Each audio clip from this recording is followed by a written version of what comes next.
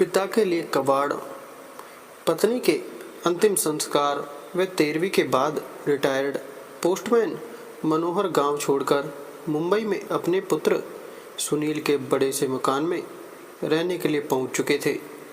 सुनील पहले भी कई बार प्रयास कर चुका था, किंतु अम्मा ही बाबूजी को यह कहकर रोक देती थी कि कहाँ वहाँ बेटे बहू की ज़िंदगी में दखल देने चलेंगे, यही ठीक है। सारी ज़िंदगी यहीं गुजरी है और जो थोड़ी सी बची है उसे भी यहीं रहकर काट लेंगे, ठीक है न। बस बाबूजी की इच्छा मर जाती, पर इस बार कोई साक्षात अवरोध नहीं था और पत्नी की स्मृतियों में बेटे के स्नेह से अधिक ताकत नहीं थी, इसलिए मनोहर बम्बई आ ही गए। सुनील एक बड़ी कंस्ट्रक्शन कंपनी में इंजीनियर था। उसने आलीशान घर व गाड़ी ले रखी थी। घर में घुसते ही सुनील बोला, आइए बाबूजी, अंदर आइए। बेटा, मेरे गंदे पैरों से यह कालीन गंदी तो नहीं हो जाएगी? बाबूजी, आप उसकी चिंता न करें, आइए यहाँ सोफे पर बैठ जाइए।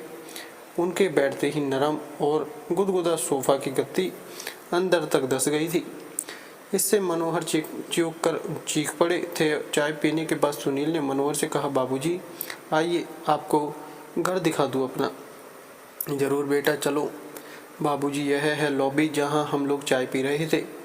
यहाँ पर कोई भी अतिथि आता है तो चाय नाश्ता और गपशप होती है। यह डाइनिंग हॉल है, यहाँ पर हम लोग खाना खाते हैं।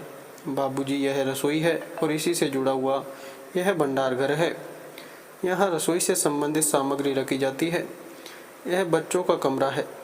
तो बच्चे क्या अपने माँ बाप के साथ नहीं रहते? बाबूजी, यह शहर है और यहाँ बच्चे को जन्म से ही अकेले सोने की आदत डालनी पड़ती है। इनकी देखभाल का कार्य आया कर जाती है। थोड़ा ठहर कर सुनील ने आगे कहा, बाबूजी, यह आपकी बहू और मेरे सोने का कमरा है और इस कोने में यह गेस्ट रूम है। कोई अतिथि आ जाए तो यहीं ठहरता है। यह छोटा सा कमरा पालतू जानवरों के लिए है। कभी कोई कुत्ता आदि पाला गया तो उसके लिए व्यवस्था कर रखी है। सीढ़ियाँ चढ़कर ऊपर पहुंचे सुनील ने छत के एक कोने में बने एक टीन की छत वाले कमरे को खोलकर दिखाते हुए कहा, बाबूजी, यह है घर का कबाड़ खाना। घर की सब टूटी फूटी और बेकार वस्तुएं यहीं पर एकत्र कर दी जाती हैं और दिवाली होली पर इसकी सफाई कर दी जाती है। ऊपर ही एक बाथरूम और टॉयलेट भी बना हुआ है। मनोहर ने देखा कि इसी कबाड़ खाने के अंदर एक फोल्डिंग चारपाई पर बिस्तर लगा हुआ है और उसी पर उनका झोला रखा हुआ है। मनोहर ने पलटकर सुनील की तरफ देखा, किंतु वह उन्हें वहां अकेला छोड़ सरपट नीचे जा चुका था। मनोहर उस चारपाई पर बैठकर सोचने लगे कि कैसा यह घर है जहां पाले जाने वाले जानवरों के लिए अलग कमरे का विधान कर लिया जाता है, किंतु बूढ़े माँ बाप के लिए नहीं। इनके लिए तो कबाड़ का कमरा ही उचित आवास मान लिया गया है। नहीं, अभी मैं कबाड़ नहीं हुआ हूँ। सुनील की माँ की सोच बिल्कुल सही थी। मुझे यहाँ नहीं आना चाहिए था। अगली सुबह जब सुनील मनोहर के लिए चाय लेकर ऊपर गया तो कक्ष को खाली पाया। बाबूजी का झोला भी नहीं था वहाँ। उसने टॉयलेट व बाथरूम भी देख ली, किंतु बाबूजी वहाँ भी नहीं थे। वह झट से उतरकर नीचे आया तो पाया कि मेन गेट खुला हुआ है। उधर मनोहर बाबू टिकट लेकर गांव वापसी के लिए सवेरे वाली गाड़ी में बैठ चुके थे।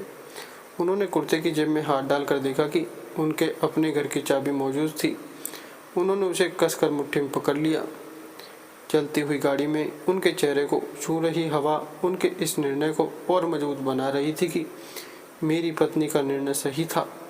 सारे रास्ते उनको यही लग रहा था कि वो मेरे बगल की सीट पर बैठी है और कह रही है कि ज़माना बदल गया है और ज़माने के साथ अब आपको भी बदलना चाहिए।